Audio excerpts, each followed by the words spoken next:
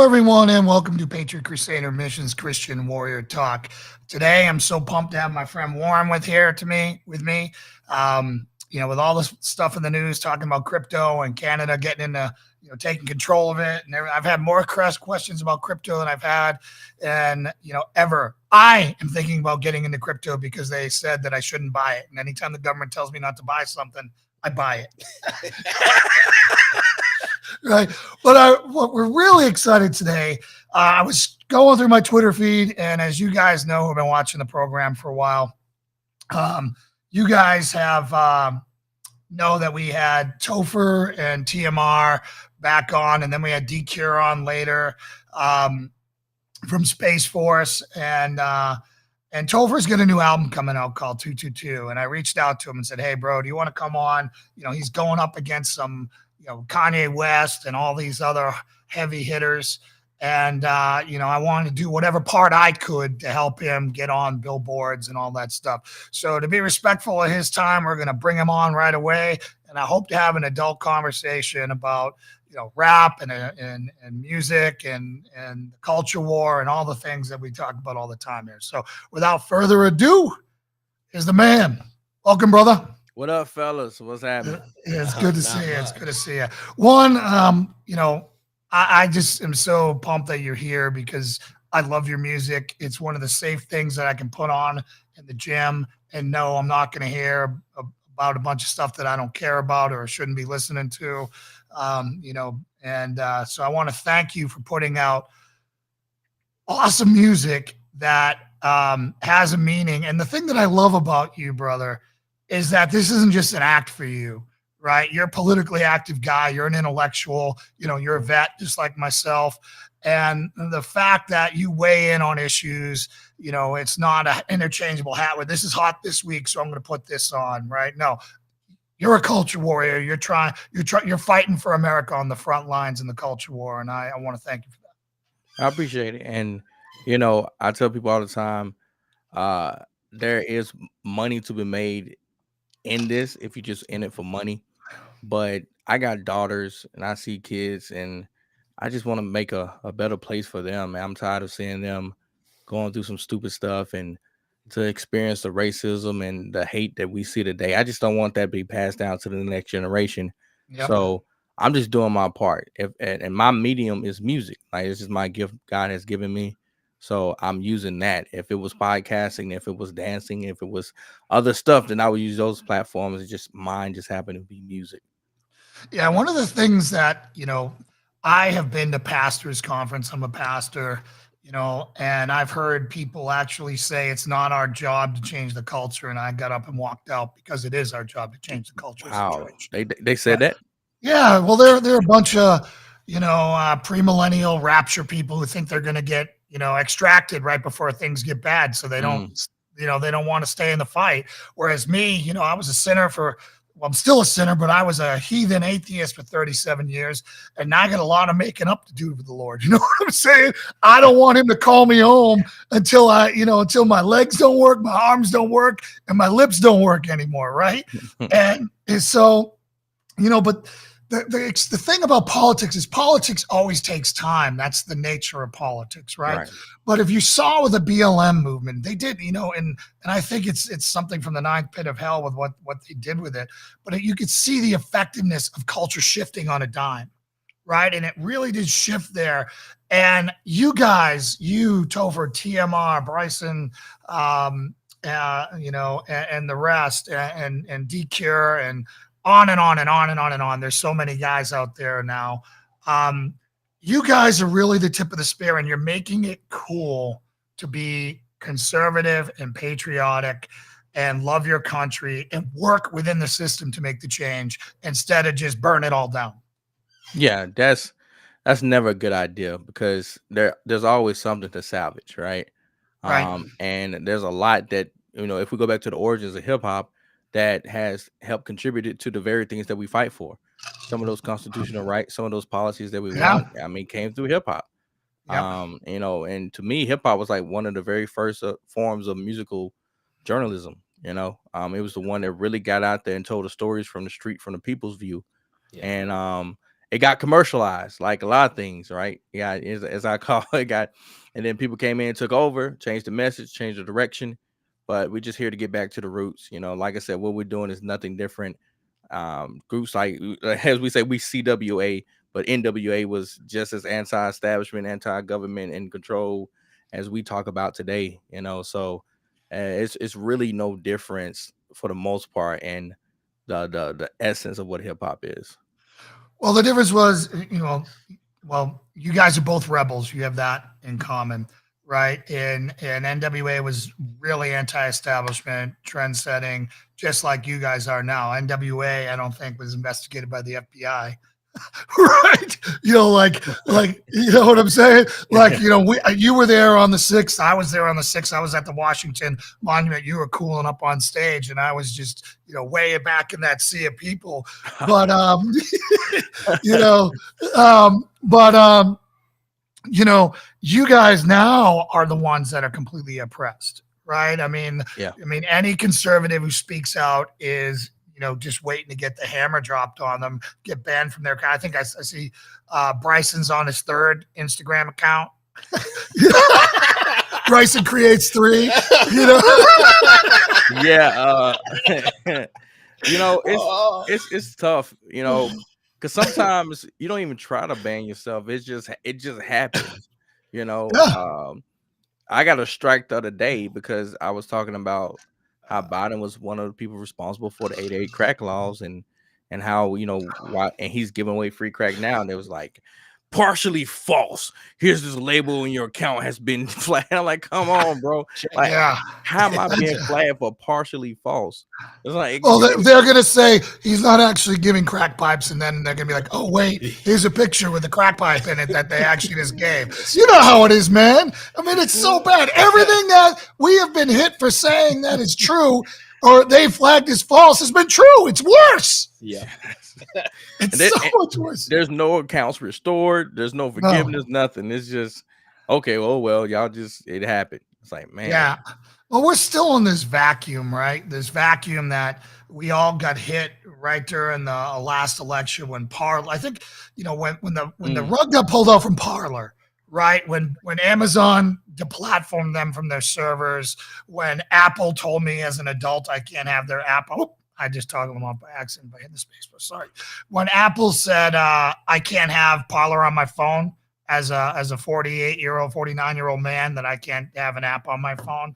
That really caught us all by surprise. The depth that they were willing to go to really do this, right? So since then, I think we've had entrepreneurs working around the clock, and we're just in that vacuum where no one's come up with the right thing yet. Like, I can't wait to throw out Apple and Android and get whatever the Freedom phone is when it happens, Yeah, I encourage people, to invest in those and trying to make that change as well, because it does take money to compete with some of these bigger companies.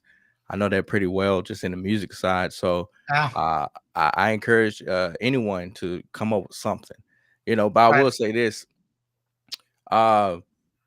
Don't just throw anything out there. I see a lot of people just throwing stuff out there, and then we all flock to it, and it's trash, and then it's you're upsetting and frustrating people in the process as well. So it's like, if you're not really trying to create something that's going to be competitive at that tier, stop.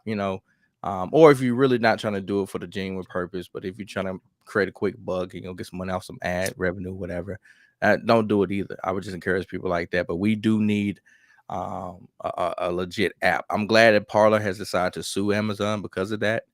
I think they should win for sure, because once again, there's a such thing as political discrimination, which is, protected. Your freedom to affiliate whatever you want is protected by the Constitution. And if anyone is discriminating you based on that fact, then it should be held. They should be held accountable. Yeah, and I'll tell you, the same thing with computers. Like, the day I don't have to buy, I have to choose between Apple and Bill Gates. It's like there's no winning there. I got nowhere to go, right? So I can't wait until some freedom-loving person out there invents at least gives me something that's on par with that. It doesn't have to be better. Just get me somewhere close, and I will gladly make that sacrifice and buy the Freedom phone, the Freedom computer, the Freedom whatever. And as conservatives, we need to start pooling our resources, right? We need to start spending and investing in people who are on the same side of us instead of the people who want to tear us down. Yeah, I've talked about that for the last 2 years, even before the election. I says, hey guys, the only way we truly actually win is when we get back some infrastructure. We have zero infrastructure as conservatives, and that's why we get whooped. That's why we get banned. That's why no one cares if they do treat us a certain way, because there's no punishment for it, because we don't own anything. So I say we got to take back some ownership and get some ideas out there. And like I said, my job is music. Like, we're gonna take back ownership on the music side. Like, get our own label started here soon. I know Tommy Vex is working on a label. It's gonna be called First Amendment Records. So awesome. So it's like we trying to get things done, and that's what we got to do until the pendulum swings back around. And we're in that position to catch it. But it's crazy that it took something this extreme to realize how vulnerable we truly were, right? Because I think a lot of people was living on this false idea of security and things. We thought the Constitution was going to protect us, right? Yeah, we thought that the left would actually follow the document that our government is based on. Yeah. Well, crazy us, Right. It's like, really? Yeah. Like, we thought the press would do their job. Like, I mean, the fact that they got Pulitzers for fake stories. I mean, it doesn't get any worse than this, man. Like, we're living in like a crazy, like, I feel like I'm in like some graphic novel and I'm about to wake up and it's gonna be like, oh, there's no way that could have been true, Yeah. Hey, I feel like that at times, but then I realize, it's true. It's just, it sucks. I don't know if I hated that it's my time or excited at the same time, but I know one thing is a reason why I'm here. There's a reason why 222 was coming up, and then also happens to be my birthday. You know what I'm saying? So I just know God raises people for certain times, and I know you know how it comes full circle. You just never know why you joined the military. You never know why you was treated or went through the education you got when you were younger. So a lot of those things come back, and it's like, oh, I see why now, because he was gonna need somebody that was gonna think outside the box, or he's gonna need somebody that wasn't afraid, that understands what it means to lose those rights. Because when you're in the military, I tell people we suspend a certain amount of our constitutional rights. And even you're owned. You're owned. The day that I got out, I was a free man again. I will never be owned again. I would never. I don't want to experience that ever again. So I know how it feels to actually lose that stuff. So that's like, so when I'm out here fighting, it's like, bro, y'all don't understand. Y'all truly don't understand. This is why I'm so adamant about it. Is that we gotta be more educated and make sure we don't go back down that path, man. But it's a tough war out here for sure. Yeah, well, it's always amazing to me that people go out, like officers go out and write these leadership books, and it's like, dudes, I had to listen to what you'd say, or else you'd throw me in jail or put me in a firing squad. Like, literally, like, you don't know leadership from anything. I had to listen to you. I had no choice, man. And like everyone thinks, oh, because you got some things next to your name that you're this great leader, and it's like, dude, everyone had to listen to them because it is. They don't understand how much they own you. You can't just be like, I quit. There is no I quit in the military. No, go to the brig. There's no quit. They will court martial you or something. And then if that don't work, they would definitely be like, oh yeah, he's gonna get a dishonorable discharge. And then that's gonna ruin your future and career and other stuff. It's wild.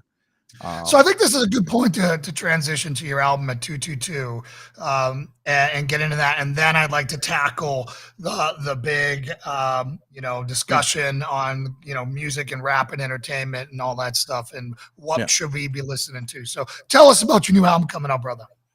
Well, first of all, it's the best thing since I'm gonna put I can't think of nothing right now, but whatever you think the best thing was, is better than that. All right, we're gonna go there. But it's a really great album. Like, all around just great project. And I think that's the goal I went with this time. Not so much trying to make a hit song, but just trying to make a very solid project that we as conservatives can be proud of. When so a lot of times, we talk about this. Just because they're conservative don't mean it's something that you want to bump around your friends and be proud. Like, yeah, No, no, this is like, no. I mean, there was stuff and where they're wetting up Congress and everything else, and I'm like, holy smokes, I gotta turn this down here. Yeah. So not everything is proudful or Right. something to be proud of. So I wanted with this project, when you hear it, to be like, this is what we are capable of doing when we support our own and when we nourish and pour into those that are talented and gifted. That's what I want you guys to get from this one. And I promise you it's there. And then the next project will be even bigger than this. My debut album, No Apologies, was dropped last year, March 4th. So it's almost been a Love year. it. It's almost a year since I released the album. A lot of Circle things went back wrong. and all that is just, I mean, dude, all great stuff, man. It's like it was great songs, but to me, it wasn't like a great project. It was great songs, but not a great project. I didn't get a chance to do the pre-orders. I didn't have any interviews lined up. I didn't shoot any music videos for the release or nothing. Like, it was just, here's a project. I learned a lot from that. And so with this one, I feel super confident about it because I feel like I'm hitting on all cylinders, from the complete CD design. That's like, what Yeah. I'm saying? Yeah, I I was didn't looking have at your reveal yeah, and all that yeah. stuff. Good I, stuff. I didn't have the jewel case with my first album. I actually went to a detail to give more credit to make sure I put some stuff in there. I got everything coming back full circle. I even got merch this time with the release. So it's Good for like, you. Cool. so it's just like, man, I'm excited about what God's gonna do with this one. There's some songs on there that's completely apolitical, like my song Tel Aviv, but it's Hebrew, Spanish, and English. So Wow. I don't That's even what I'm know talking about. I don't even know if that's ever been done before, I but don't think so.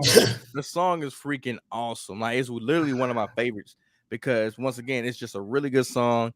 And if you listen to the lyrics, I'm thanking God in it. So it's not like all of a sudden I'm just no longer speaking about stuff. It's like, yeah, I talk about faith in there. I'm just talking about being positive. And the Farah is the lady that I did the song with. But me and her got on a call before she finished the song, whatever, and she talked about it. She's like, I don't know how you feel about me having opposite political beliefs than you. I said, I never cared. I said, Yeah. when I sent this song to the producer who tagged her for the job, I said, when he sent me back what you did, not one question came out of my head like what she believed. It was like, that's dope. Let's keep this going. I want to work with her. I said, that's how music. We need to get back to that being a priority. Yeah. And I'm a big fan of, it's easier to talk to somebody and relate to and convince or convert what we try to do when you have some type of camaraderie with them, some type of rapport. Right. So it's Right. like, The only people you can ever have an effect is people that you have influence over, which is people that you have trust with, right? Credibility with. If you're just up there running your mouth, people are just going to go back to what they're doing. But if you're friends, if you have trust with them, if they respect you, whether it's your work ethic, they might be willing to listen. and I just, that once again, that's from experience. I've had friends that probably the only reason why they gave me a second chance and listened to what I had to say is because they knew who I was as a person. It's like, okay, he's very intelligent. He's just not this type of person. Go do this. Let me call him instead of just making assumptions. Let's talk about it.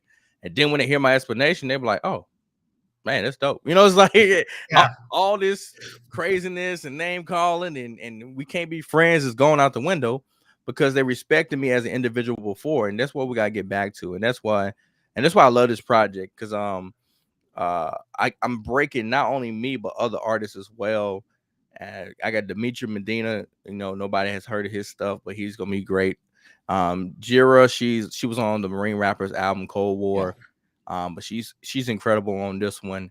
And then of course, the D Cure and the Marine Rapper. I got Mises, who people are still just now kind of, they know who Mises is, but He's not Yeah. safe to listen to because he drops so many F-bombs.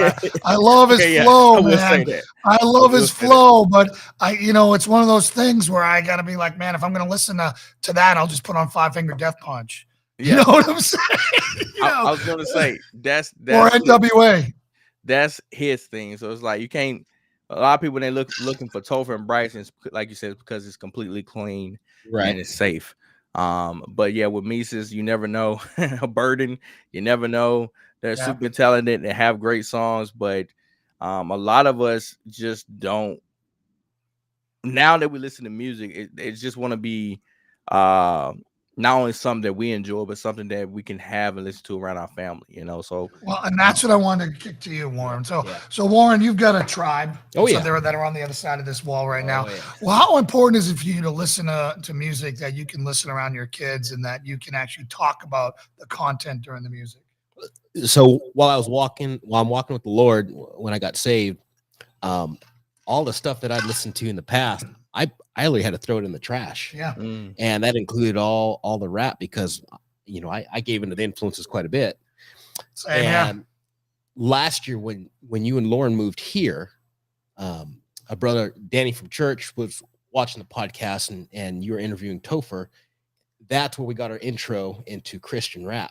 Okay. And at that point, wow, I didn't know that. That's pretty dope. Yeah. And then when we started listening to Christian rap, it goes on in the minivan. It goes on while we're cleaning the house, folding clothes. And the thing is if I can inset in my children's mind what clean rap is and how to articulate using their language and words and music to make their point, even when they're talking to people in Sunday school or talking to me. I mean, if you can go back and listen to all the rap we were talking about back in the day when we were younger, when we're all younger before we became Christians, it's like, yeah, you can't use that and articulate that language and have an intelligent conversation and hope to win somebody over to what we believe. Yeah. And the thing that you're able to do, right? Instead of contrast teaching, like when Cardi B comes on and it's in there and you got to go through your kid and you got to take your kid and say, okay, why is this wrong? Yeah. Right. And using it as a teaching moment because they're going to hear it out in the culture and they need to understand why this is wrong. Particularly you have daughters, I have daughters, he has daughters. Why is this wrong? Right. Yeah. And then being able to flip it to somebody like you or DCure or TMR or Bryson or whoever, and listen to you guys articulate an intelligent argument over tracks that gives them the ammo to use to fight back in society. Right? Like the NWA and all the gangster rap was just rage, right? It was just rage and being angry and all that stuff. You guys, there's passion, but you're giving people ammo to fight back. Yeah. Right. And that is so key. Yeah. It's so key. Yeah. 2-year-old, 7-year-old, 9-year-old, and 13-year-old can listen to rap music and glorify God because of what you guys are doing. That's pretty cool. That's I love it. Yeah. That's pretty cool. And I tell people all the time, I never expected to be in this position at all. Right. I ain't expected to be making this type of music. I laugh. They say, try to tell God what you're gonna do, and he'll probably laugh in your face. One of my favorite stories was TMR going from Taco Bell to TMR. That was that's a great story, man. What I love about you is you didn't move to LA. You're still in Mississippi, man. How hard it must be. It's gonna be 10 times as hard for you to network where you are. It is incredibly hard. Matter of fact, most of my music videos are not even shot in Mississippi. I haven't even shot. I shot one music video in Mississippi, actually 2. Circle Back and County Kid, and that was it. The rest of them were shot not in Mississippi because it's the talent pool is smaller, resources here is just smaller, and but my thing is everyone always asks, "Are you gonna leave?" And I'm like, God ain't told me to leave. How far is Nashville from you? 5 hours. 5.5 hours. There you go. You can get anything in Nashville now that you can get in LA, right? Yep. And that's literally what I do. And I tell people all the time, it's like, God has blessed me to where I can make a living off this, that I don't have to work a 9 to 5. So if I need to go travel somewhere to get something done, then I just go travel to get it done. And but yeah, I don't know. I wouldn't trade it. And I love Mississippi. And I try to show people it's like, yeah, I can move to Texas where it's a little bit better, but I want to make change where I'm from. You know, so many, and that's one of the problems with Mississippi is so many people blow up and leave, but never come back and never stay here to help the people behind. So it's like I want to be right next to these kids because we got kids that grew up in a similar environment as I grew up that need to see a male figure like me successful and doing things that they're not being told that are possible in school or from the people that they're around. Because one of the things I was kind of skeptical about was jewelry, right? So I don't know if so I don't know if you can see. So I can see a chain. That's all I can see. I can't tell. Is it like all diamonds or something? yeah, And yeah, then yeah. you got your Rolly there. It's Cartier, so it's Okay. just, Okay. you know, it's bust down. It's, you know what I'm saying, Okay. it's a lot of money. Yeah. But at first I was like, man, I don't want to be the type of person that's buying jewelry. But then I learned, I said, kids, you know, it's just like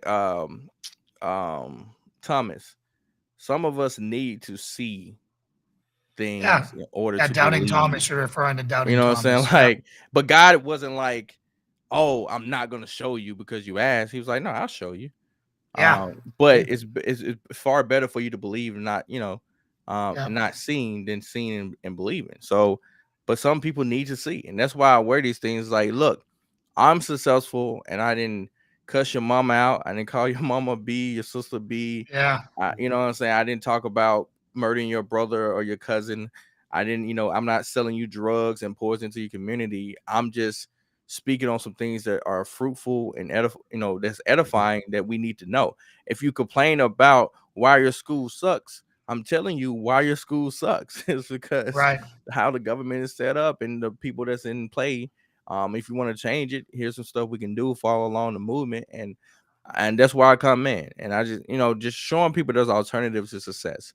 You know, So you're speaking the language that they are speaking, right? So when yeah, you put on your bling, whatever you want to call it, right?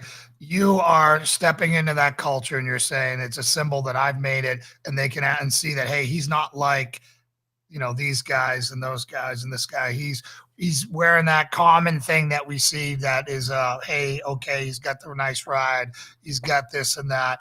And even if you didn't want to do it, you're still, those kids are now validated that you don't have to be a yeah, gangster. You can be a Christian rapper, you can be a Christian absolutely. conservative rapper and still achieve without having to lower yourself down to the lowest common denominator on, you know, as far as that goes. I Well, just want to update your language real quick. It's called ice. okay, all right, nice, all right, nice, all right. I thought ice was in your teeth, man. I thought ice was in your teeth. I'm sorry. All right, so If you want to get really fancy, it's called drip. okay, all right, I'm picking it up. All right, it's been a while since I've been a street cop, so I don't have it anymore. I got you. So, is there anything else you want to put out by 222 before, you know, we transition over to the today's entertainment type stuff? I would just encourage people to purchase it on iTunes, not Apple Music or Spotify. There's no way you can pre-order there, and those do not count towards the charts. So you have to buy it on iTunes, Amazon, iTunes or or Amazon. from my website, tophertown.com. It's very important because the only way we really compete with them is from sales. They control all streams. They control all the major playlists. So when you think a song is on there because it's popular, it's not just like the radio. Songs are not on there because of popular, people are being paid, and these are being selected by Yeah. major labels. So they cannot control how you spend your money, right? So that's why I tell people, spend your money with us. The album's only $8, but it goes to Yep. support so many artists, and it allows us to continue to do the things that you love, you know. And we're getting better at this, and you know, so even with this project, I'm like super excited about. I'm even more excited about the next one because then You're maturing, man. You're maturing as an artist, yeah, and it's going to continue to happen. You're just like learning new tricks and adding more depth to it. I can't wait to see what you're doing in 10 years, man. I think it's going to be awesome. So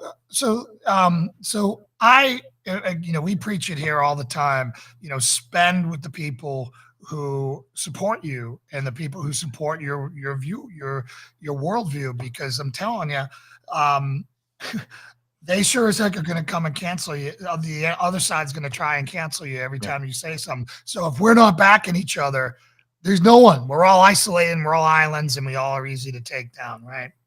Yeah. So let's get into the Super Bowl here thing. I don't watch pro sports anymore. I consider, I know cops and veterans who still watch that I lose my mind on them for. I'm like, how can you watch something that literally divides this country so much, that calls you murderers, that dishonors the veterans? Like, I mean, it's literally like lighting yourself on fire. I don't know why they do it. It's like they can't connect the dots. I'm like, either they're selfish and their entertainment is more important than their values. They're useful idiots and they don't see how it is, or they're a part. They literally just don't care and they're part of the problem, right? Yeah. So there's a lot of people either loved the Super Bowl halftime show.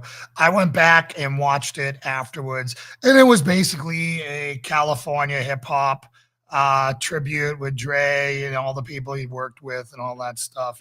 The old me would have probably really liked that to a point, but what my beef with it was, we get cops being assassinated every day on the street. And you still get Dre, still not a fan of police. The tracks that they pulled and the lyrics that they put out there, 50 Cent talking about, just banging hoes and, all this other stuff. And this is supposed to be kind of a wholesome environment. It's gotten away from that, right? This is supposed to be your kids watching the Super Bowl. And so again, you had Lady Gaga on there, do crazy stuff and everything, all the way back to, my favorite performance of all time was Prince playing Purple Rain in a freaking monsoon, not caring. That's the best show ever. No one's going to top that, man. He's playing electric guitar. It's a monsoon on him. And dude, it was just great, but that, and then U2 after 9/11 with the sheet up behind him with all the names of everybody who died on that are my two high points. Now, there have been a lot of good shows, and everyone's got, music is a hard thing to nail down. Yeah. But my thing is, I mentor my family, and I mentor my church, and I mentor my people. And I have a saying, how you do anything is how you do everything. It's something I learned in the SEAL teams by one of my mentors. And if I'm willing to compromise and listen to that 5-finger death punch that is curses, every other swear words, all that other stuff, and I start drifting less like God, and I start giving into the old self me, which was, my superpower was anger, like all men, right? Yeah. That's how you get everything. It's anger. You get addicted to it. I was scared a lot in the teams. And if I knew if I could just burn hot enough and angry, I could get through anything, right? And I find myself tracking that way. And, if I put on NWA or I put on, Ghetto Boys or any of that stuff, it's all like I go back and I start remembering what I was. I was a thug until I was 20. I think we talked about this. Yeah, I was a total loser, right? And, and I find myself, going back there, and I'm like, what the heck am I doing? So I know that you might have a different opinion on this. I'd like to get your opinion on this. I don't want my daughter to see me rocking out to 50 Cent talking about banging hoes, even though it's a catchy track. Yeah. And I have to lay my pleasure down for my principles. Yeah. Right? Like if you crank straight out of Compton right now, I'd be, but I can't do that because I can't let my daughter see that. Well, I guess that's where you fight.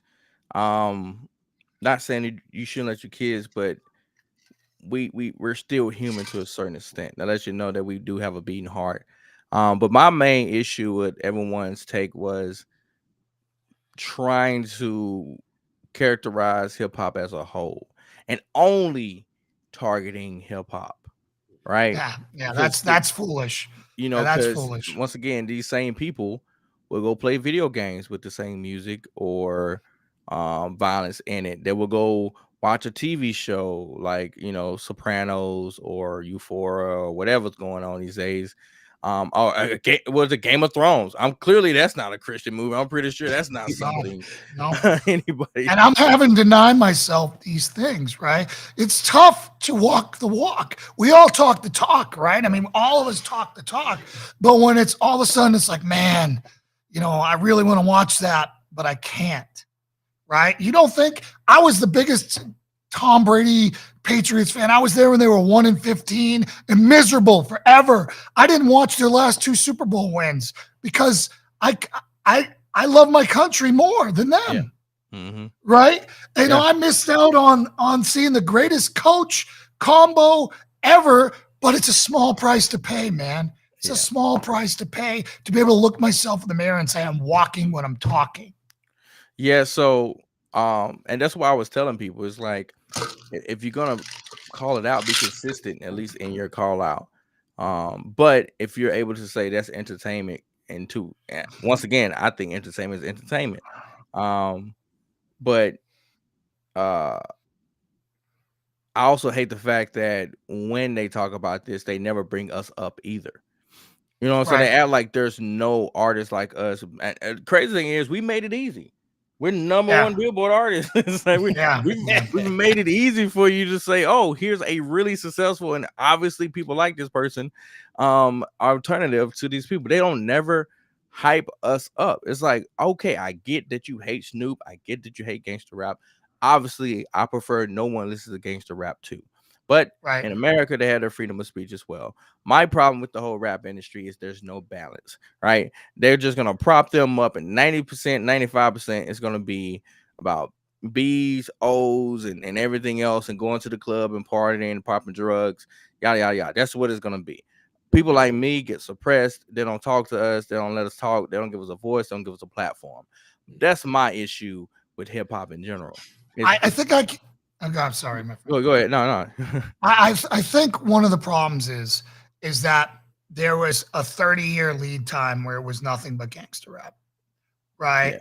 Yeah. And so everyone just assumes when they hear the heavy bass coming down that it's going to be all the swear words and everything as it goes by. And so many people aren't even aware of you yet, right? You guys are at the infancy of the Christian, rap scene. And, and you're making great progress. I mean, when I'm scrolling through, Instagram and I'm hearing Christian tracks on people's reels, like that's how I'm finding artists. There's this new guy, this Holy Stepping guy. I've just heard him. I don't know why I got his name on my playlist because I found it, but I'm like, it's just really good. All of a sudden, I'm like, I got something to lift to again. You guys don't understand, man. Yeah. I needed heavy music or angry gangster rap to lift and to get up and carry me through a workout when I'm smoked and I'm exhausted. And then when I couldn't listen to it, I was doomed. I'm in the gym and I'm just like, this is terrible. What am I going to listen to? Air Supply? I mean, this is terrible, man. No. I feel you. Because I always joke about it. It's like people get mad with R&B. I said, ain't nobody listening to gospel when they're in the bedroom with their spouse. It's like, bro, I need something I can listen to that's going to set the mood for what I'm about to do, So yeah, exactly. It's like, we need that for work. We need that for gym. We need that for just going through life, go ahead. Yeah, you guys are just it's so good because music is an accelerant, right? It takes what you do and it magnifies it, right? If you're in a bad mood, it can change your mind. Or if you're doing something, you're running, you put on your favorite track, and now your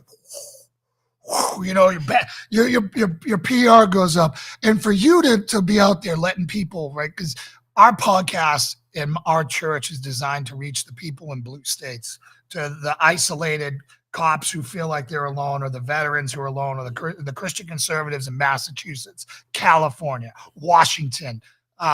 People are so far behind enemy lines, they're alone. And they can put on your music, bro, and they can be bopping with the nation. It's so good, man. It's so good. You're not alone. You're not crazy. Right. You're right? Not alone. Facts. That's why I want people to know, you're just not. And the more people find that out, the more courageous they become. Because at first, if you think you're the only one, you don't want to say nothing, because then you get jumped, you get isolated, you get treated differently. So people are afraid to speak up. But once they realize there are other people like me, and not just lame people, but strong people, like, you know what I'm saying? Like strong people, warriors that are just on the same page, then you be like, okay, we might could make a little noise now, you know. So that's why I started speaking up in general, is because I didn't want, I knew people were thinking things and they were afraid to say it. And I knew, being the person that went through some of the racist stuff I went through from liberals and black people, I knew for sure they weren't trying to speak up if they didn't have a way to get some type of love or positive feedback. So I was like, you know what, I stand in the fire if I know that I can help some other young kids out, or some other adults when going through this mess. And I literally did that. Some of these people, like you said, I didn't know when I came on your podcast that I inspired him to listen more Christian hip hop. I had no idea, but we wouldn't have that conversation if I didn't start, just doing my part first.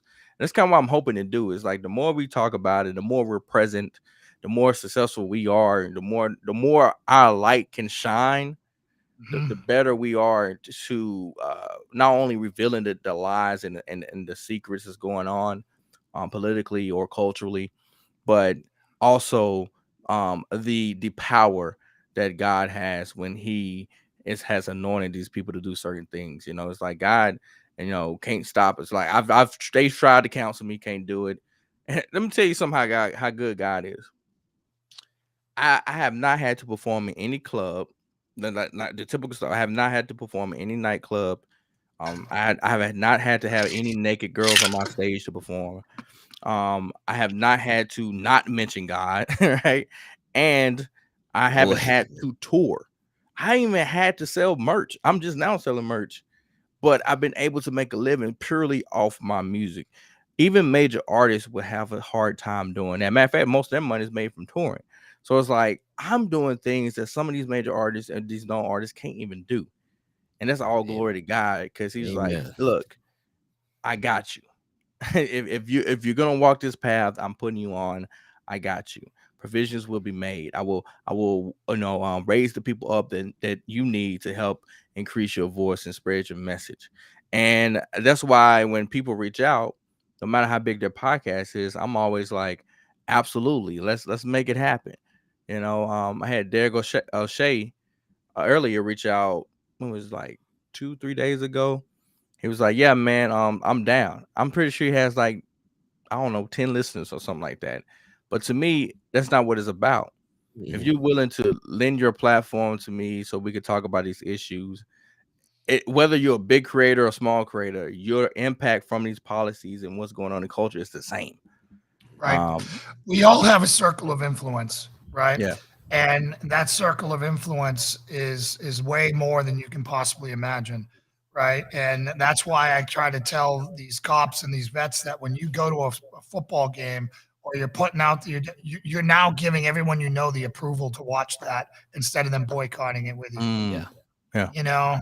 And that's the thing. But the thing that, Warren, I remember we were talking one time, and what makes me excited about Topher and Christian rap is all that is you were talking about how, you were, when you threw away all your old gangster music, and how, the old black culture didn't really have much for you. And seeing now, like you got this whole different arm of it coming up, this whole different movement that is about lifting everyone up. And I just want to know if you want to kind of talk about how important it is for you for your kids to be able to, because you have an ethnically diverse, family, for them to be able to sit there and be able to be inspired by a Topher or a TMR, or these other guys out there. It doesn't have to be about, B and H's and all that other stuff. Growing up, I listened to country, heavy metal, gangster rap. Same here. Yep. So walking with Christ, having to give that stuff up.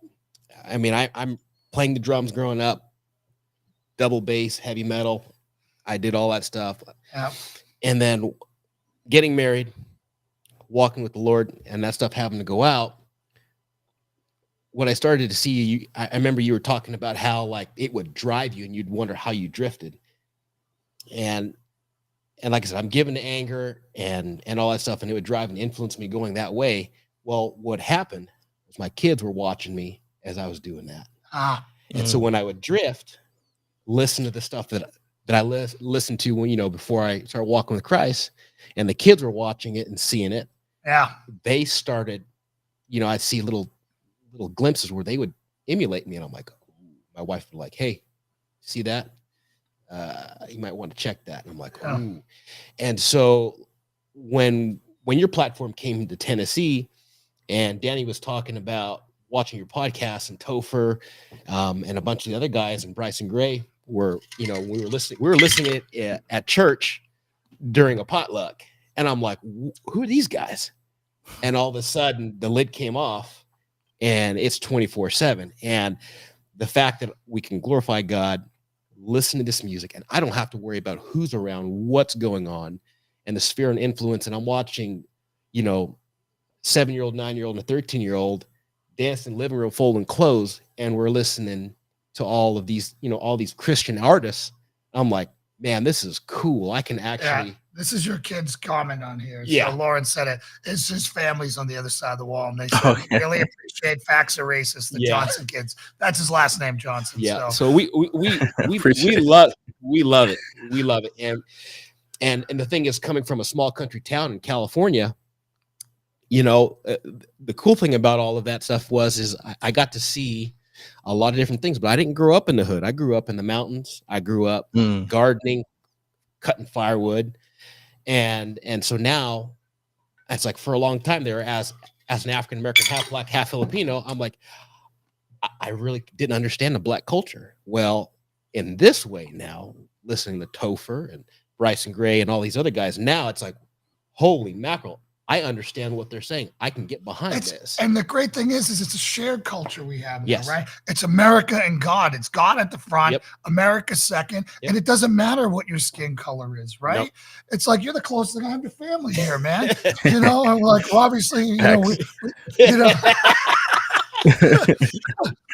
so it's just one of the things that when you go to a Trump rally, right? Or, and you go there and you see the melting pot, you see how different it is, and you see how much you have in common with so many different people out there. Yeah. And again, I don't want to give all that credit to Trump. I'm just saying that's one example where I saw it, and I see that same thing in your guys' music, and your music, and your industry's music. And again, I really think the inertia that you're overcoming, it's going to take a little bit, but I think that once we hit the tipping point when all of a sudden down the street is yeah, right, when you hear it coming, and all of a sudden you're like, all right, quick, get the kids inside, because we don't want them to hear Cardi B or whoever saying all this stuff. And all of a sudden it's like, yeah, Jesus. And you're like, we're playing out loud. We're playing out loud. Walmart parking lot, Sam's Club, wherever we're at. Windows are down. My wife rolled the window down. I was like, who is this girl banging all this music? I'm like, oh, that's Christian. Yeah. All right. And it's cool because, it kind of help identifies, people that, fellow members of faith or just fellow political beliefs, and I think that helps us as well. But like I said, it's a unifier, and that's why I love it. And like I said, Facts Are Racist. It's like, bro, it's just, we can make bouncy music, we can make bass heavy music, we can, we got some rock stuff coming out. I can't wait for the Tummy. I can't wait for tell me you got some bangers coming, man. I am fiending for some guitar, man. And metal, like some good stuff, dude. Because we got the Silver and Gold song, and not what called Trust the Science now. And like I said, we're just waiting for him to release that, but the video and everything been shot for it. And man, and it's cool because I never expected to be in metal and not. Once again, I didn't have to cuss. You know what I'm saying? Like I didn't have to give up any of my normal behavior or morality to even collab with such a big artist as Tommy Vex. He was like, bro, I need you on this track. I said, bet.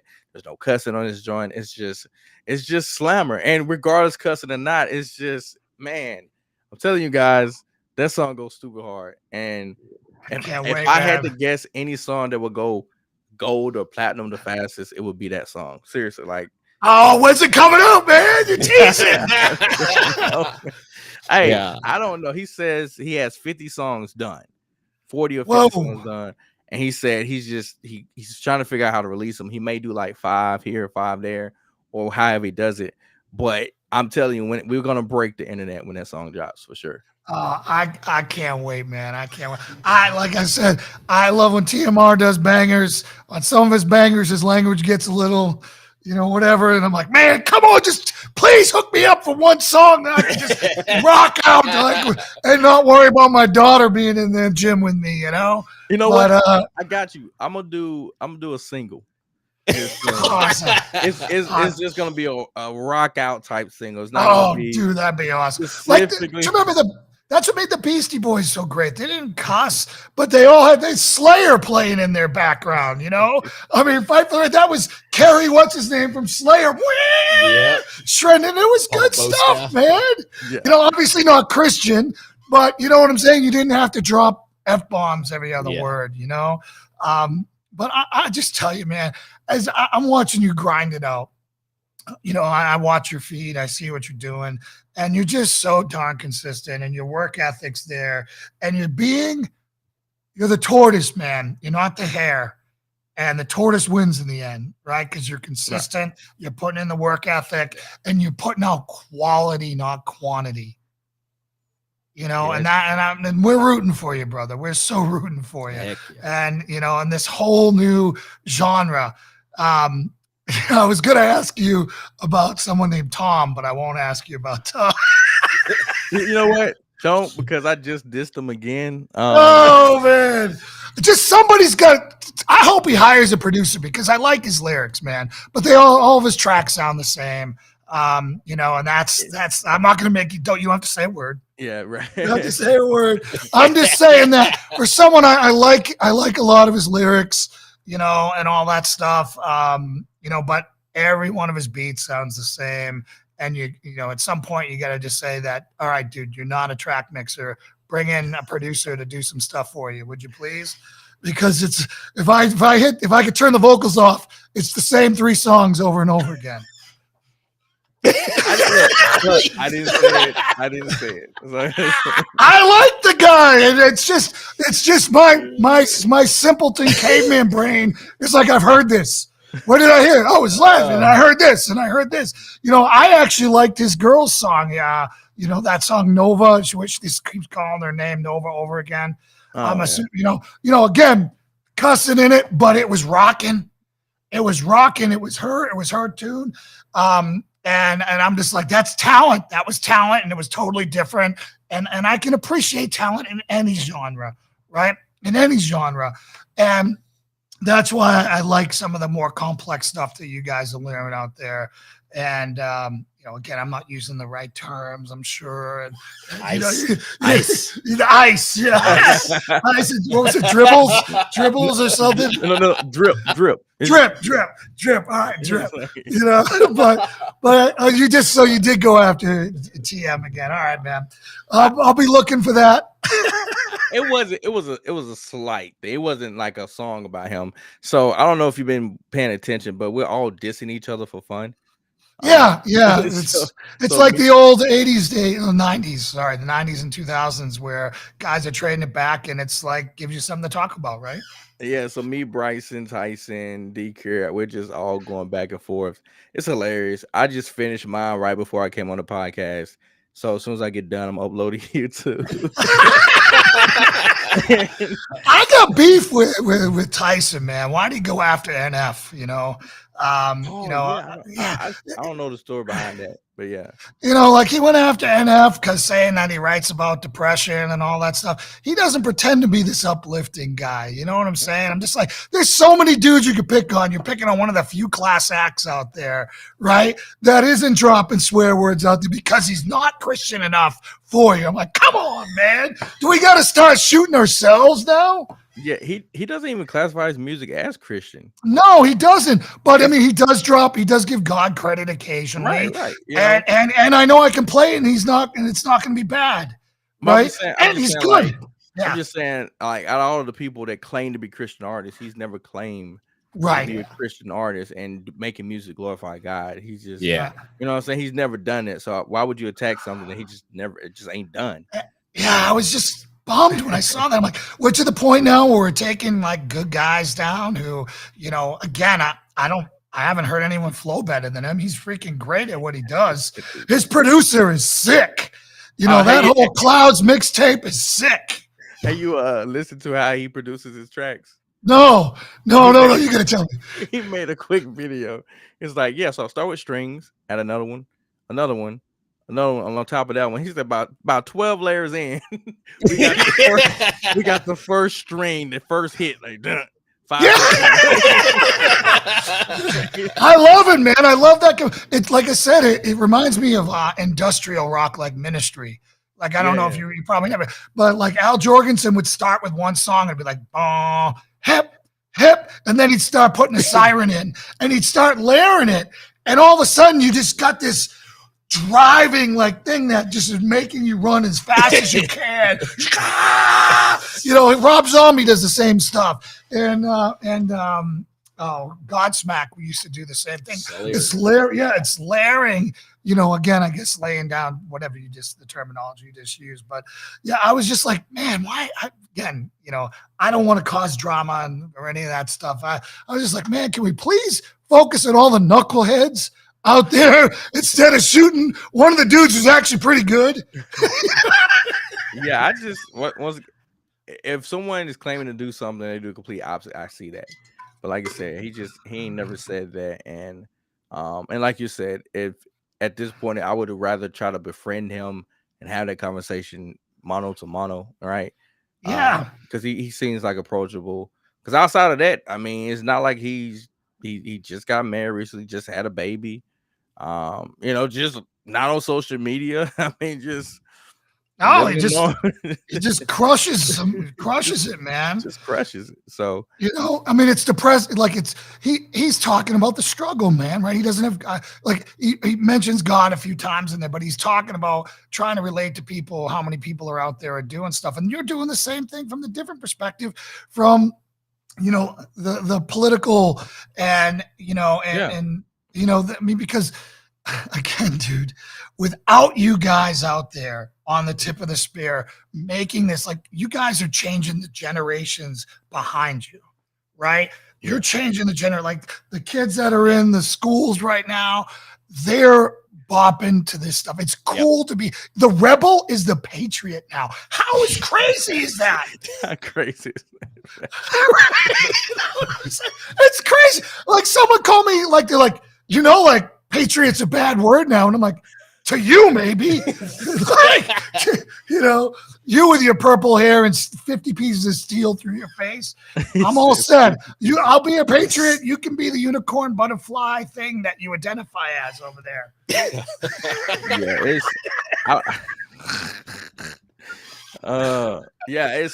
It's weird, and that's how I know it's crazy. So just real quick, I know it's in a movie called, it was the one about the Chicago guy, black activist. What was his name back in the day? It was a movie came out. Can't think of his name. But anyway, in the movie, one of the reasons why he ended up getting murdered was because of his ability to unite the people, whether you was a Hispanic gang or, you know, white, whatever. So I laugh because one of the fringe groups, even back then, apparently in the movie, I don't know how true this is, but the FBI considered patriots, anybody that identifies patriots, to be the fringe group back then in the movie. So I don't know if that was true or based on, but I was, it's funny how it comes full circle if it Yeah. was. But yeah, that's crazy. Well, I mean, if you think about it, we have all sworn to defend the Constitution against all enemies, foreign and domestic. We're the ones who are still the only one with any training in case of, and capability to be able to push back, which is why, since the 6th, they've made it a full-time job to persecute veterans and patriots and everything else. And it's just a really sad thing.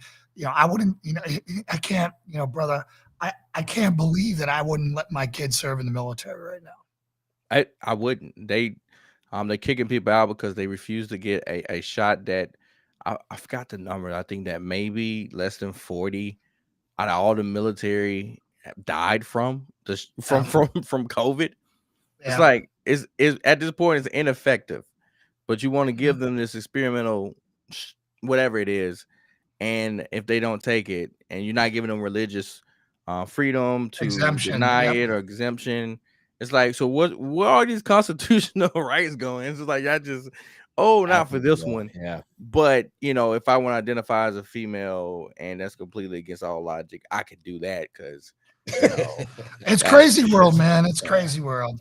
That's It's weird. crazy world. But that we need you guys out there dropping the reality, and and CWA and all your other projects that you're out there speaking the truth, dropping the truth, confronting the lies that were put out in the mainstream media, confronting the lies that the administration's putting out, and doing it under some crazy sick beats. Salute, brother. That's some good stuff right there. I appreciate it. Like I said, we've been working hard, man, and I'm not like I appreciate you bringing me on. It's hard enough to get any press about what we got going on, but I appreciate anybody that takes the time to do so. And like I said, 222 is gonna be phenomenal. It will not be money wasted. You know how sometimes you buy something like, man, this is just, I should have saved my money. This is not something you're gonna buy and be like, I wasted my money on. I promise you that. So All hopefully right, you guys, I'm gonna buy some print copies, and the signed ones, and I'm gonna put them on air here, and I know my audience will do their job to support you, and who knows where this goes. Again, I hope that someone big sees this and puts you on here because you're amazing, brother. I'd love to have a beer with you someday. I'm in Johnson City, Tennessee now. That's the Tennessee flag. Okay. So not too far. I'm gonna be in Nashville for the National Religious Broadcasting Ceremony. I work for Mike Lindell as well. I do a podcast for him called The Hope Report. Gotcha. So I'm gonna be there bodyguarding him. So it'll be I my first time in Nashville, dude. I can't wait. I'm gonna have a blast there, man. It's I nice. can't wait. The downtown area is one of the best I've ever been to. It's not because it's just a mixture of folks. It's nice. Yeah. A lot of downtown areas when it's like nightlife is dangerous and stuff, but it's pretty chill. It's just people just hanging out, So I will say I enjoy downtown Nashville when I go. Did you have a good steak there? Because I'm looking for a good steak there. I did not have a good steak yet, but man, the barbecue at what is it called? It's one of the bigger places, Rippies, something like that. If you remember it, DM me, man, because I'm going. I'm gonna be there for a week. I'm telling you, we was there. Me and my buddy, we just went because I came up and visit him, and we just went and got some barbecue. We just stopped there, and I ain't never ate barbecue so fast in my life. It was No, is barbecue to you pulled pork, or is barbecue everything like brisket, everything like ribs? brisket? Yeah, same here. All right. All right. So I think it's I'm gonna go back and try to find about it. I think it's called Rippies. It's right there on the main plaza. But man, best barbecue I had in a long. I have not had. That's saying something coming from Mississippi, bro. That's saying something. I went out to these restaurants. Ain't nothing topped those ribs. And like I said, the other guy, he's from Mississippi too. I'm saying we ate that joint. We ate it so fast, we didn't even know we ate. You know what I'm saying? He's like, bro, did we order ribs? Why is there a pile of bones on here? Someone stole it. What's going on? It was so good. Oh man. So just so if you guys didn't catch it, on February 22nd, your album drops. Yes, and it also happens to be my birthday. Well, So happy birthday in advance, brother. birthday. How old are you now? I'll be 31. All right, still spring chicken, man. All right, 31. All right, and buy it from iTunes, nowhere else, or from your website or Amazon.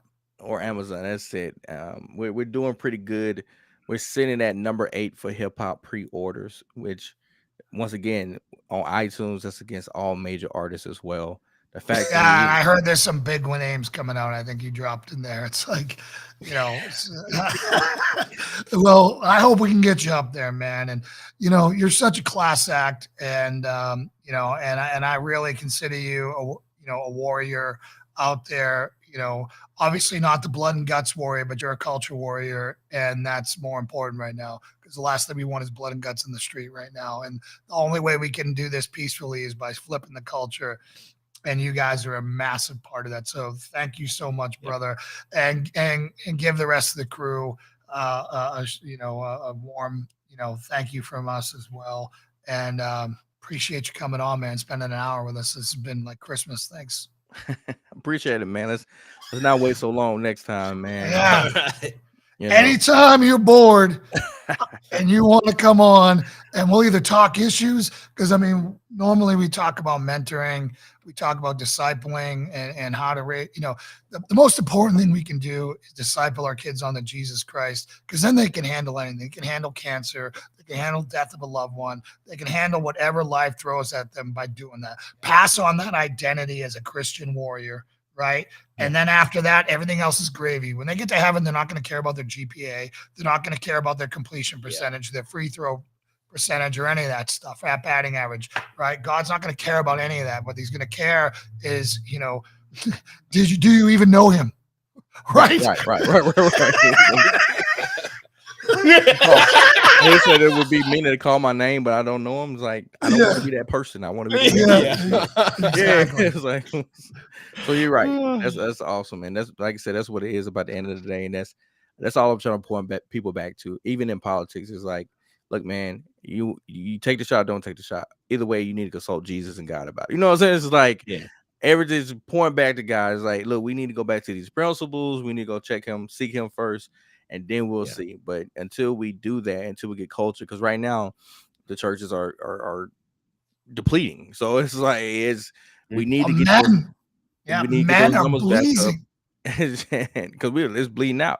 And one of the reasons is because we have become so politically oriented that we forgot about the main purpose of the gospel, as to help once again the people out. We're getting back to the people, and not trying to get a tax write-off, because But anyway, that's a different story for a different day. Well, one of our primary beefs that we have is that the church has gone weak sauce, and men are washing out of the church in record droves, because men follow competence, and they follow courage, and they follow strength. And when's the last time you shook the hand of a pastor who had calluses on his hand, or was anything that you wanted to be?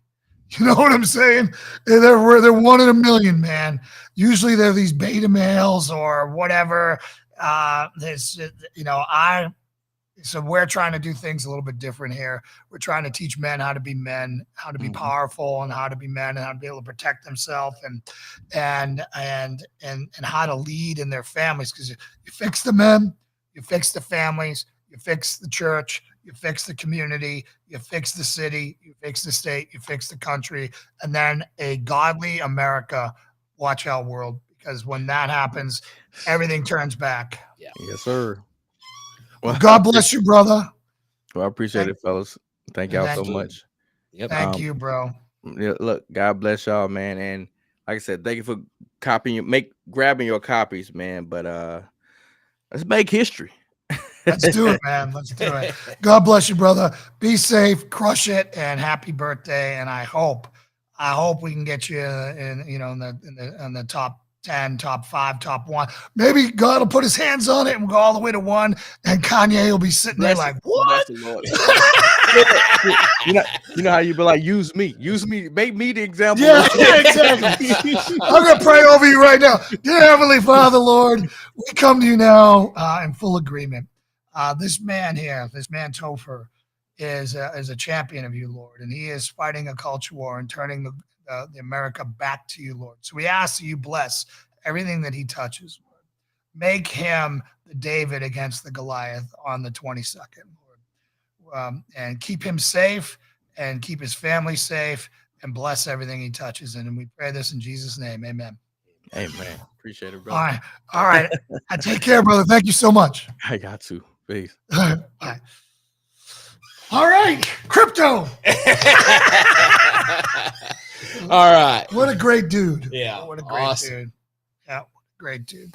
Awesome. So I wanted to bring you on because you've been in the know about crypto, meaning that you've been reading up on it, doing your research and all that. And a lot of people are asking me about crypto lately. And I figured it was time for us to bring some clarity on the basics of what you need to know. Now, the thing that I'm most concerned about right now is I just heard Canada saying they're going to regulate all crypto. What does that even mean? But before we get to that, before we throw fire on it, let's talk a little bit about crypto, and then I'll come at you with some of my concerns. And I know you're not an expert; you're just a guy like all of us, but you're doing it, and you've investigated it, and you're way further along than me. It's all craziness to me. Well, first of all, I'll start off with, like, anything I say here is not financial advice. I'm just, right. It's, a lot of the guys on YouTube, you say, oh, it's all for entertainment purposes and yada, yada.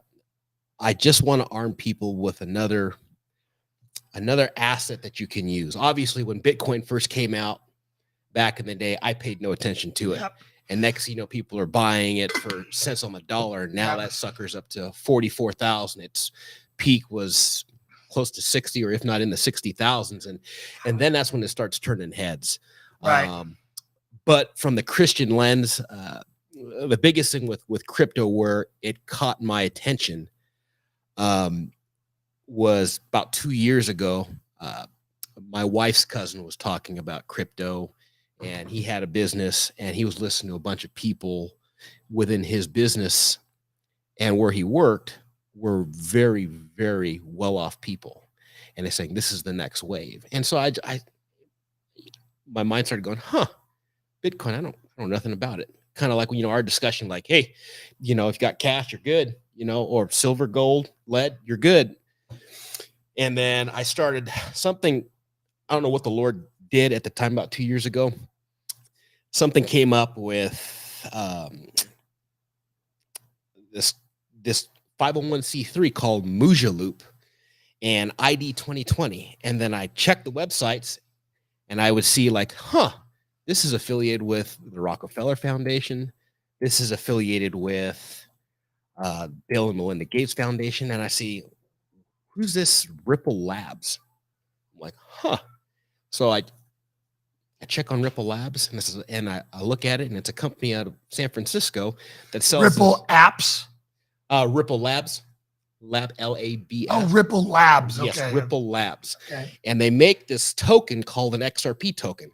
Well, tomorrow there's supposed to be some crushing information coming about clarification on cryptocurrency, specifically with Ripple Labs and this cryptocurrency token called XRP. And the SEC right now sued this company and wanted it claimed as a security. Well, you have to be an accredited investor in order to be able to trade and have these things. And I'm like, And so one thing led to another, taking a step back then, where it's like, well, anybody can buy these. Let's get a Coinbase account, Binance account, and buy it. When you say an account, is this like an app?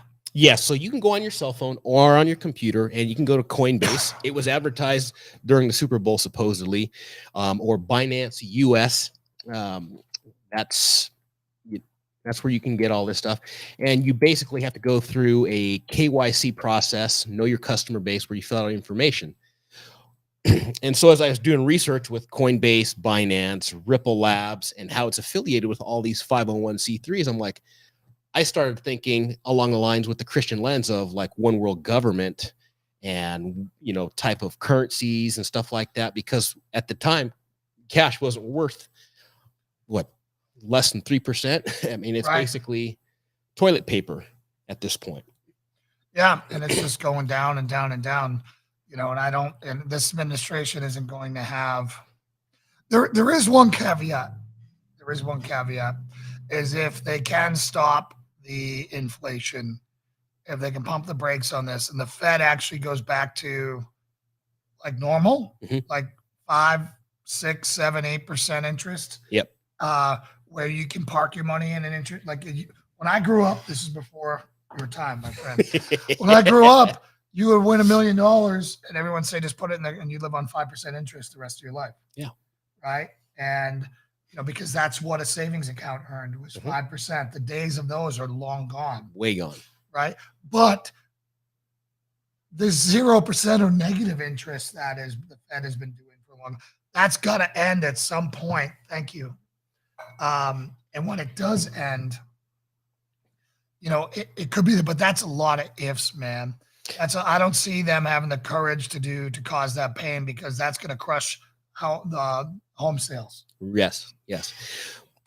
Yeah. And they're exactly. And along the economic standpoint, I'm not going to say I'm an economic expert. I am learning. Right. I am learning. And what was funny is, like, every time I talk about crypto or engage in it, brothers and sisters in the church, like, I don't understand it. I want nothing to do with it. It's very volatile. Well, when you hear stories of a kid who's good with a computer that puts $1,000 into it and ends up being a multi-millionaire, like, it turns heads, it grabs attention. And so there's not very many people within the Christian community that actually are even going down the road exploring what it is. And my concern is, if the market falls out, who's going to be left holding the bag, and how are you going to be able to feed your family? And so Raquel and I, 2 years ago, we started engaging in taking laundry money, change that come out of our pockets when we're doing laundry, and we would invest it a little bit at a time in different projects, and read the white paper on what they're about. And she actually just entrusted me to go ahead and go for it. And I'd explain to her, like, what's what, and we would buy this stuff. And then we'd go into, how do you secure this stuff? Because we were talking about, EMPs. Yeah. Well, now they're putting satellites out in the atmosphere where you can get 5G anywhere in the world here shortly. So it's going to be out of the realm, you would hope, outside of EMPs. But EMPs actually are meant to go after the satellites, right? So they detonate them in the atmosphere. Gotcha. Okay. Right. So that wouldn't really particularly help in that situation. Right. So the fallout is, you blow it up in the atmosphere, and you've got all these satellites doing this, and then there's a massive explosion. Right.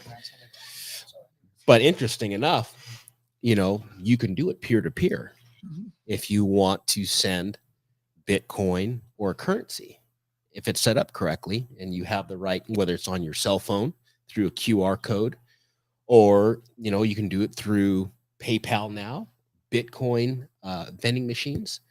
They have those, or not vending machines, ATMs, Bitcoin ATMs. They're all over the place. Most people are not paying attention to these things, but it is an exchange of currency for goods.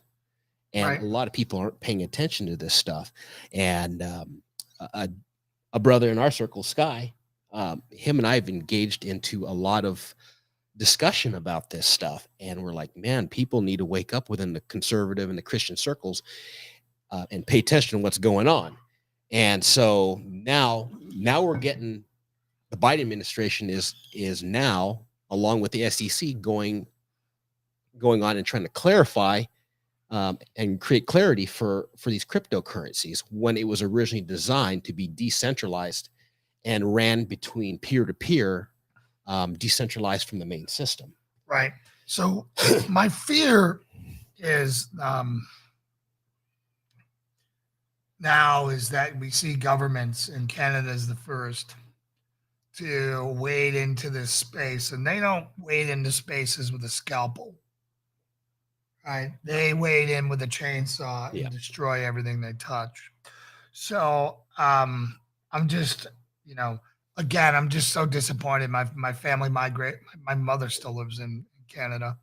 My family, I'm a first generation American. They came through Canada on both sides at some point.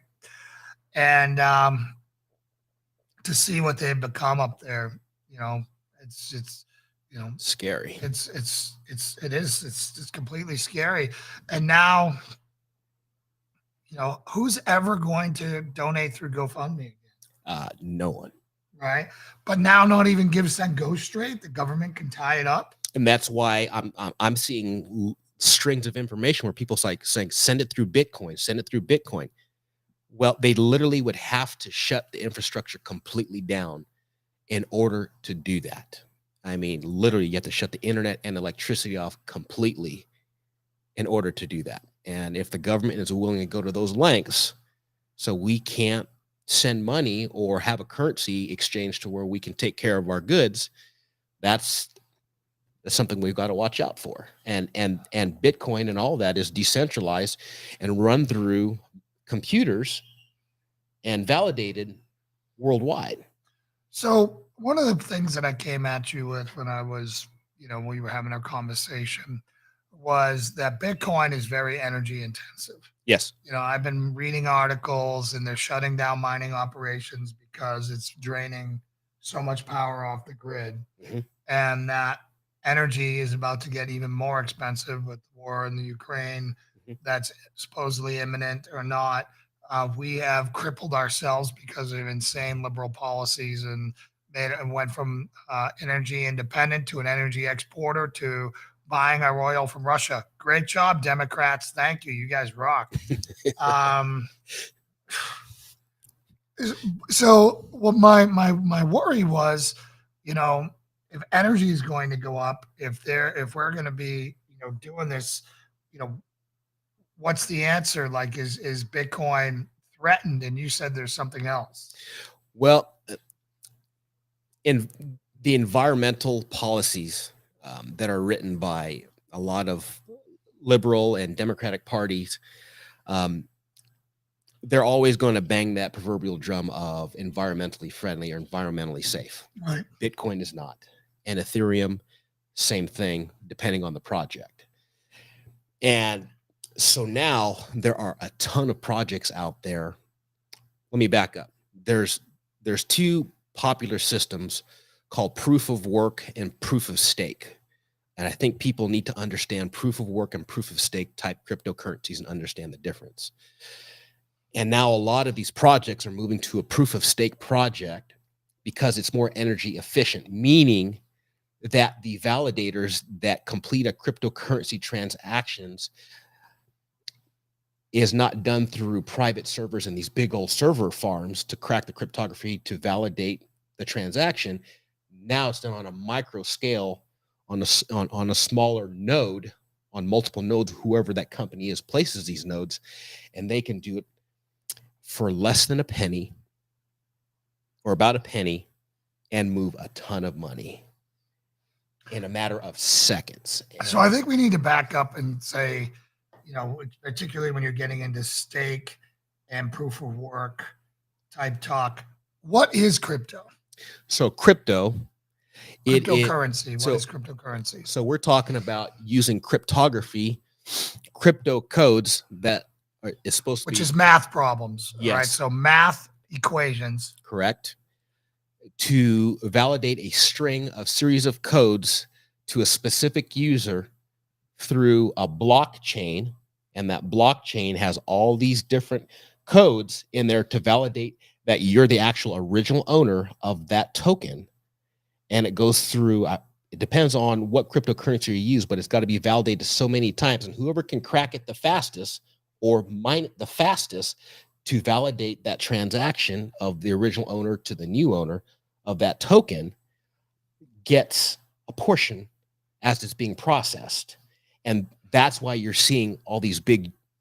Right, because the faster the machines, the more energy they use, and the more money they get because they're solving them faster. That's correct. And you used to be able to do it from these desktop computers. It would take, take hours. But so is this an oversimplification? You are buying a math equation that has been assigned a value. Correct. That's specifically to you. Right. Yes. Right. So it is a unique math equation. Yes. Right. It is. With billions of trillions of variables. Yes. And a ton of information specifically to the user themselves. when you say that to the user themselves, I mean, you're talking about like my blood type? Are you talking about my eye color, my height, my weight, my name, my date of birth? Or is it just this is something totally like, we've all seen password generators? Yeah, so it's going to be tied specifically to your account, Okay. to your account, your KYC, know your customer base Right. account when you sign up on these apps. So I'm going to try to simplify this even more. So your account will just say, think of a random password generator where it's like XYZ equal sign, blah, blah, blah, blah. That's my account. Mhm. All right. And then when I buy Bitcoins, I'm buying math equations that are tied to that.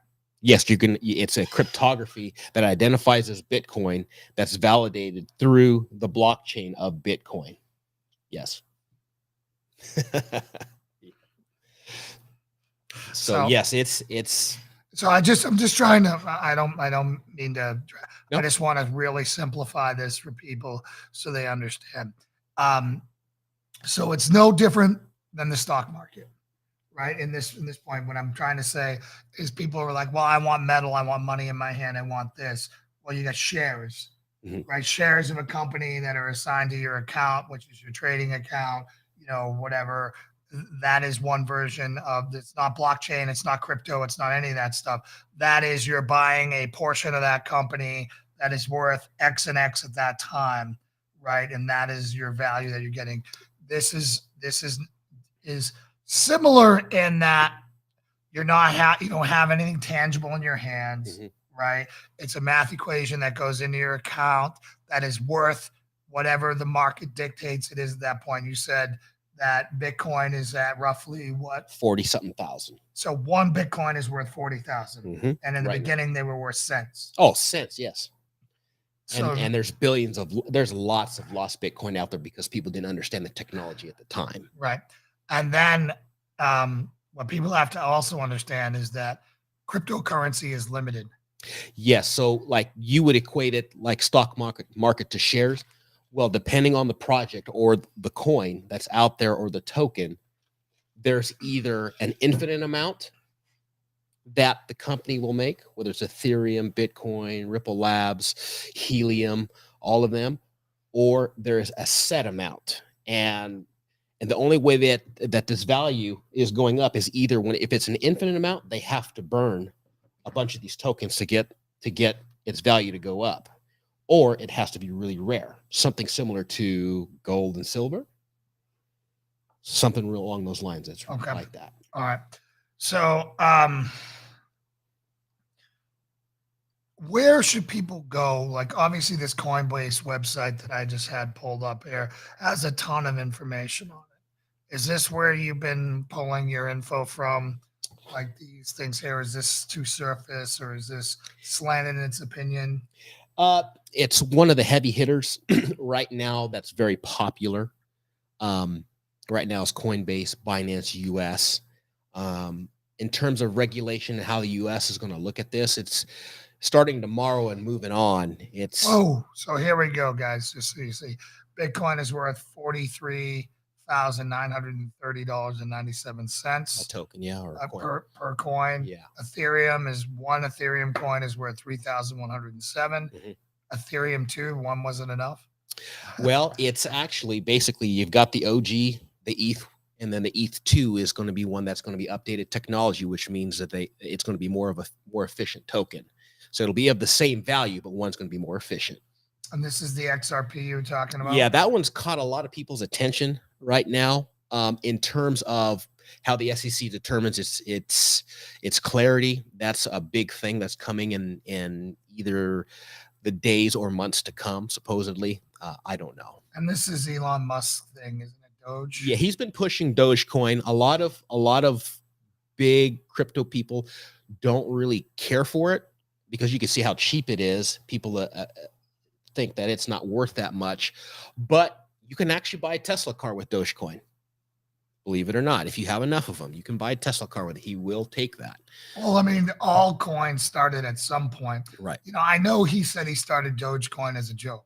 It was a joke. Yeah, they call it a meme coin. You can see the little doggy, dog symbol on there. He literally said he created it as a joke. And But then, not necessarily Elon Musk. But Elon Musk has gotten behind it because it was so affordable for the people that were working for him. okay. And so he got behind it that way, but he was not the original guy behind the Dogecoin. But you can see those prices vary. And right Glyph, now, Vault and FTX. I honestly don't know what that is. What that GLYF. Yeah, I just put. There are literally thousands of tokens. You can make your own. You can make a Patriot Crusader cryptocurrency if you wanted to. Yeah, I'm gonna stick to what I know. Yeah. So it's interesting. More than anything else, I want Christians to arm themselves, get to know it, look at the white paper, or go to the website that the coin originally has been written, the .com. Look at it, at the project, what's behind it, who are the creators, how does it work. One of the biggest things is making sure that we start looking at utilitarian use for this, being able to buy milk and eggs, fill up the car. And the other thing to pay attention to is a lot of people are not paying attention to this. It is cryptocurrencies that are ISO 2022 compliant. If you guys look that up, cryptocurrencies that are ISO 2022 compliant, they are cryptocurrencies that are going to be adopted to use on a global scale. And there's only a handful of them. And I don't know what the clarity is going to look like at a national level or at a global level, but these are some of the tokens that are going to, they think are going to be gaining traction within, I don't want to say it like this, but kind of like used in the central banking movement of lots of money and all that stuff. And I say that because these are the institutions, when you start researching it, that are looking like they're getting behind these things. And then look at the utilitarian use. But in terms of securing them, one thing, people call it cold storage, ledgers. Go to ledger.com. Don't ever buy them from eBay or anything like that. Buy it straight from ledger.com. It's a way of putting them in cold storage where you remove the cryptocurrency off the internet. That's one thing in terms of security. I've heard some pretty good things about them. People have gone as far as getting stuff or cold storage, what they call cold wallets or cold storage air-gapped wallets. I don't know too much about them, but this is what a lot of people are using. Nano It's a USG, like a USB drive. Yes, basically is. And if you lose these, it sucks. But the biggest thing is when you set them up, do not share what you wrote down on those papers, which are phrases and pins. If you lose them, you can buy another one and upload your information back on it and recover your money. But the biggest thing about cryptocurrencies is do not share your passwords and your pins if this becomes a main thing, because if someone gets their hands on that, right, you're done. Right. So one of my biggest fears is that I'm not a crypto denier. I think eventually there will be a global currency that is the digital currency that governments trade. Mm-hmm. I think that is the day the dollar dies. Yep. And it's the day that we're all in trouble. And I hope it doesn't happen soon, because again, America's advantage is that the dollar is still the trade currency of the world. Correct. I know that China is really a big believer in crypto, and I know that they are pushing their crypto coin as the new currency out there. Now, how anybody can trust China for anything, I don't know. I mean, I wouldn't trust them, for medication for my dog, never mind anything else. Well, I mean, you could ban crypto. I mean, I've heard of them banning crypto in China, but they've also got some of the biggest crypto farms and that's mining Bitcoin right now. They have coal and energy's cheap over there. Yep. Right. Because they're not stupid like we are. Yeah. So pay attention to the opposite of what people are saying. You need to arm yourself with knowledge. Yeah. You should really know what's going on. It's kind of like the internet. No one thought the internet would be the world. But I mean, the internet is literally one of the most important things out there. Yeah. I mean, imagine not having a website for your business right now, or so many of the other things out there. You're invisible to the world. I mean, even if you had billions of dollars in a bank account right now, they're all a series of numbers and zeros. And if you ask for your cash right now, they couldn't give it to you. Right. And it's ran through internet. Right. So basically what you've done is you've become your own banking system for yourself. And will you get rid of the banks? No.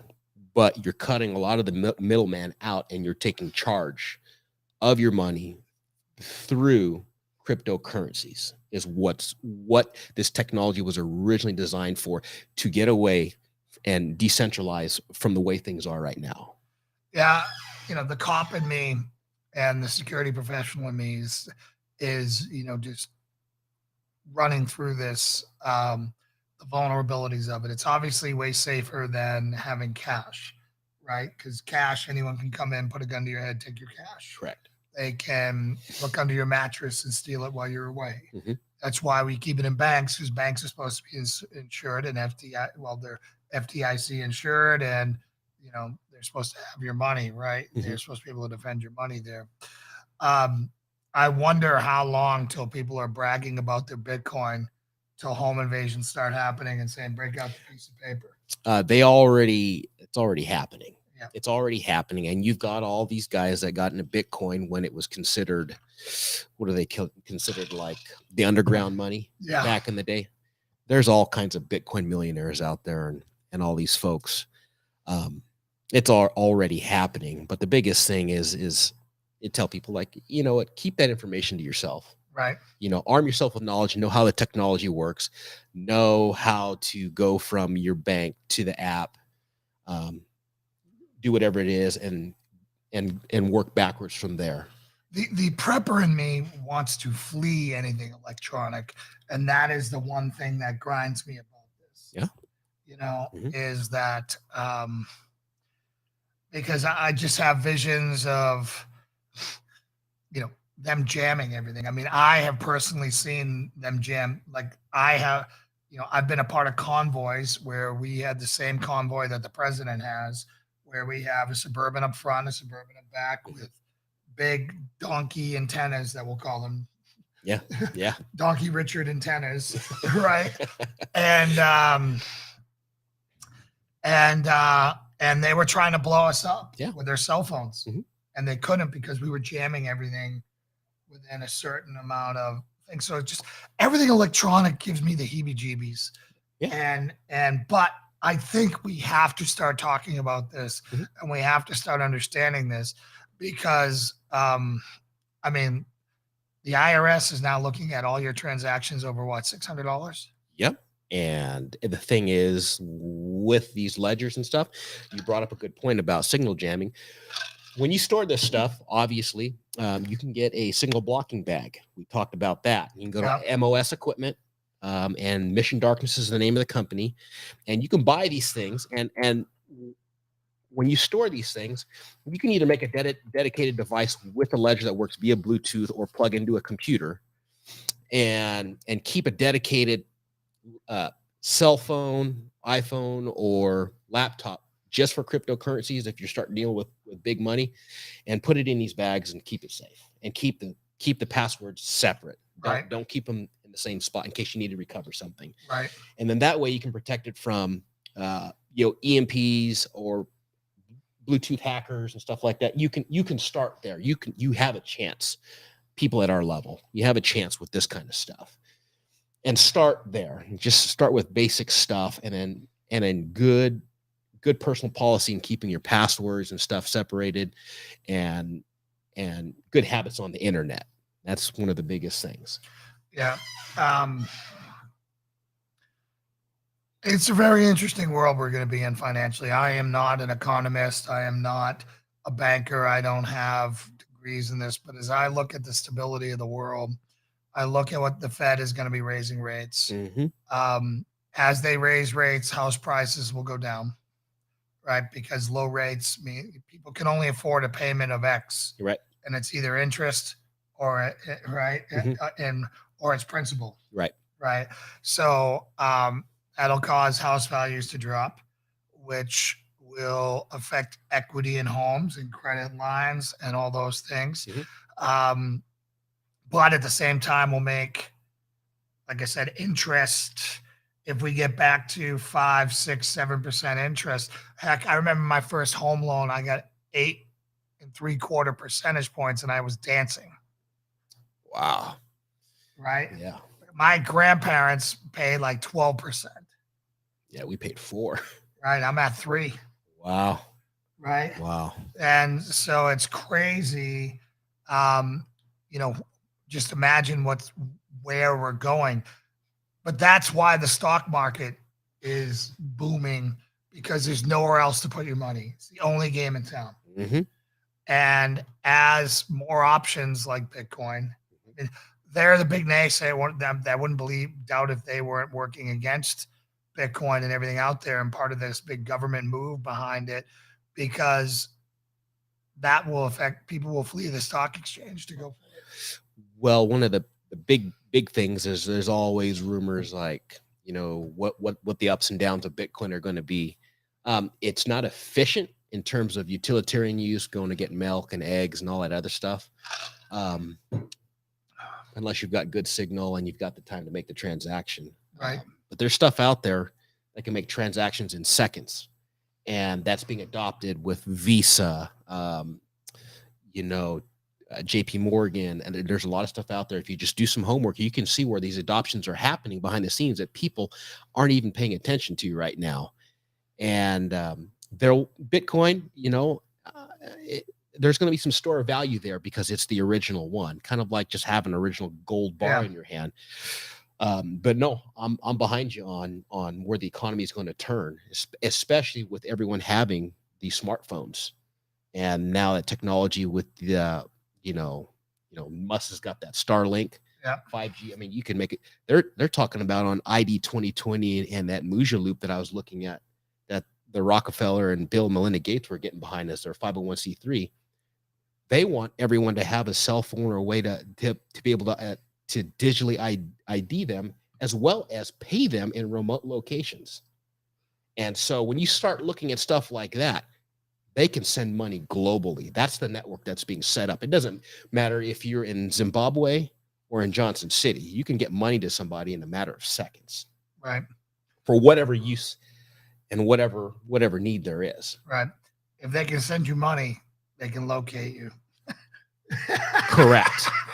That's why I like those dark bags. Does it always work? It's worked so far, but everyone needs a phone. Right. Well, I hope we've made that a little bit clearer to you. The main thing is keep your eye on the news out there, because, what's going on in Canada, this will be the first real test of resiliency, I think, for crypto.